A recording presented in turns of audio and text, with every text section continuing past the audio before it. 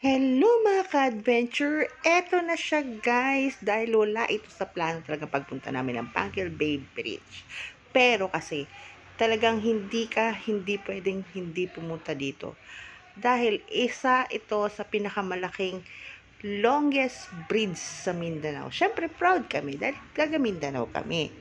So eto siya ay aming pinuntahan from Cotabato City to Tubud-Lanao del Norte. So, 4 hours kami nagbiyahe dyan, guys, para mapuntahan na itong Pangil Bay Bridge sa Tubod na nagdudugtong papuntang Tangub City. Yun ay Misamis Occidental na! O, diba? Bongga! So, eto na siya, guys. So, tinatahak ko na yan papuntang Pangil Bay Bridge. So, pasensya na kayo dahil maalog, dahil hindi nakalimutan ko i-stable po yung aking camera. So, eto na siya. Papunta na tayo. Papasok na tayo sa Pangil Bay Bridge. Actually, ang lawak-lawak niya.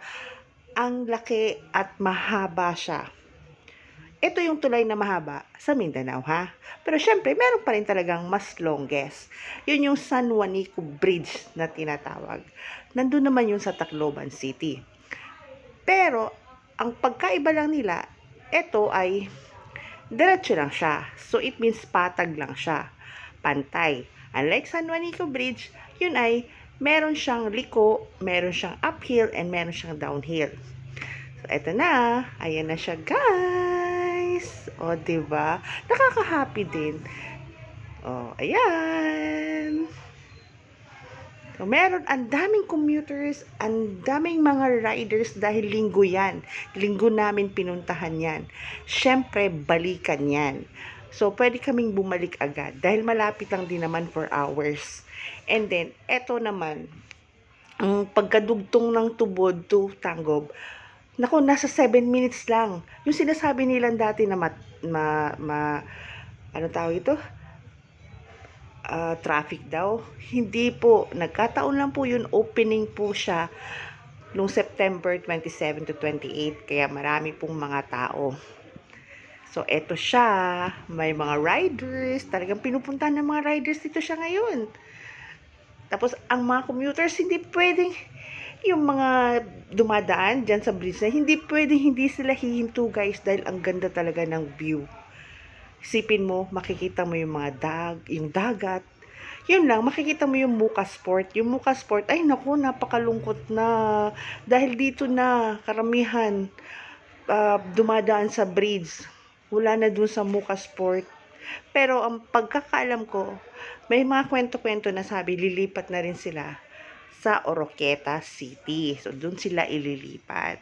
So, eto, tinatahak na natin yung Pangil Bay Bridge. Nakakatuwa lang, nakaka-happy. Dahil hindi rin tayo nahuli.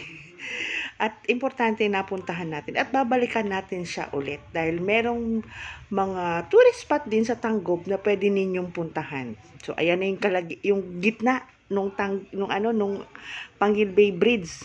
Yan, eto, yan. So, ito yung mga riders. Diyan, nag-stop over sila dahil ang iba dyan nagpapalipad ng drone. Ang iba, taking pictures. So, ayan, may mga sasakyan din. Pwede naman kayong huminto. Ayan, huminto kami dyan dahil nga magpapapicture kami. So, pwede naman. Allowed nila yan. And then, mas maganda nga pupuntahan nyo na kasi kasunod niyan, syempre, meron na siyang toll gate. Syempre, mas maganda rin yung na may toll gate kasi yan din yung ma-maintain ng ating tulay, di ba? Ayan, yan ang Pangil Bay. Sabi nga daw nila foggy area pag morning. So ayan, nasa Tangub na kami niyan, guys. So ayan, nagpicture-picture na kami. Pak!